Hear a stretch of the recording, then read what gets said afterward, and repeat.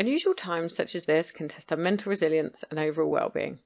So we've created a series of life hack videos to help you during your COVID-19 lockdown. Hi, I'm Amy Sorrell, Reassured's business psychologist, and I spend most of my days helping people hack their brains so they can perform at their best. So life hack number 4 is another simple one. It's to make lists of things that you're grateful for. So in the last video, I said to you guys that when you start thinking of your brains as being a bit like a chemistry set. That's because your brain cells communicate from one cell to another by releasing certain chemicals, and that's how the messages are spread.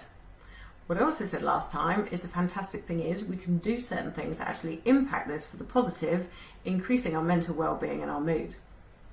And this is where being grateful comes in. So by focusing on the things that you're going well in your life or the things that you're really pleased that are there, it can actually change the molecular structure of your brain. Now the reason it does this is when you focus on what you're grateful for, it releases 2 different chemicals. One called dopamine. This is a chemical that is responsible for your motivation and the pleasure you feel about things. And one called serotonin.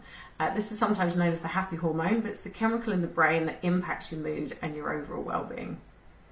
The key thing to remember with gratitude is it's not actually an emotion, it's something that you have to physically and actively do to then start this chemical reaction in the brain.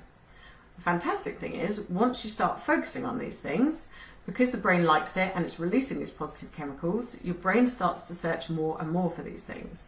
So it turns into a cycle of positivity. Another reason is your brain can only focus on so much information at one time. So there's a part of the brain called the reticular activating system, and this acts a little bit like a bouncer to a nightclub. It basically controls what goes in and what has to stay outside. So I don't know if you've ever had it where you've bought a new car and then all of a sudden you just notice this type of car everywhere when you never used to notice it before. The reason for that is your brain now actively has it higher on the list of things to pick up on and things to focus on. So this also happens when we start focusing on the things that we're grateful for in life. Our brain starts to pick up more and more of these things, and again this cycle of positivity starts to happen. The result being is if we do this for a while, it actually then rewires our brain, resulting in us just having overall more positive well-being. Now it's time for the nerdy bit that you guys know I like to put in. So there's a lot of research that backs this up. For example, one bit of research got participants to keep a daily gratitude journal every day, and the results found that these people had decreased depression and decreased anxiety at the end of it. Another research got participants just to phone up just once a week for 10 weeks and to talk for 20 minutes about all the things that they were really grateful for in their life. Again, the result was increase in mood, but it also had physical impacts such as a decrease in blood pressure.